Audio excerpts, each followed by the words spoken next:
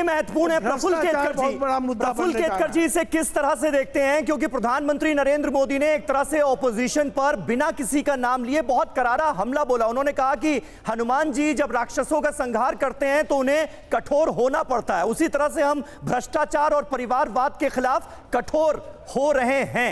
एक नया शब्द आपने भी गौर किया होगा, प्रधानमंत्री नरेंद्र मोदी की तरफ से आज इस्तेमाल किया गया है, बादशाही मानसिकता।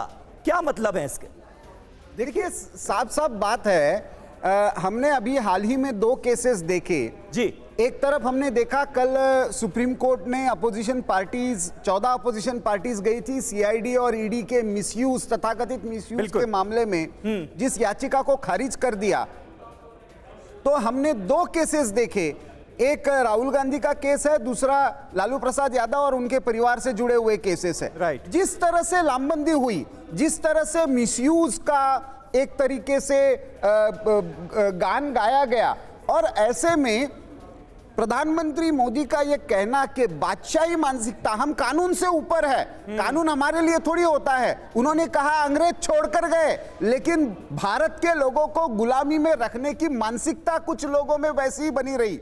ये वक्तव्य बहुत बड़ा है जब वो 2047 की बात करते हैं और गुलामी के किसी भी अंश से मुक्त होना है, कंप्लीट डीकॉलोनाइजेशन की जब वो बात करते हैं, तो मैं मानता हूं कि इसमें ये एक बहुत महत्वपूर्ण बात है।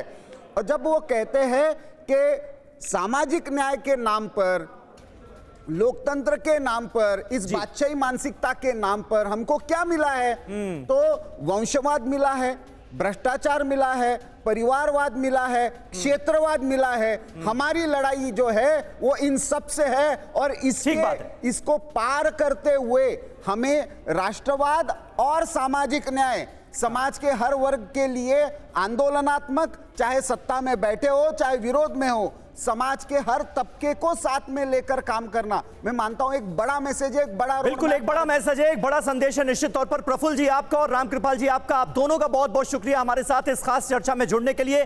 तो ऑपोजिशन पर हमलावर तो नजर आई प्रधानमंत्री नरेंद्र मोदी, लेकिन बीजेपी नेताओं का बीजेपी के लिए और बीजेपी का देश के लिए अगले 100 सालों में विजन क्या होगा, इसे भी बखूबी उन्होंने पार्टी के कार्यकर्ताओं के, नेताओं के समक्ष इस संबोधन के जरिए रखा है।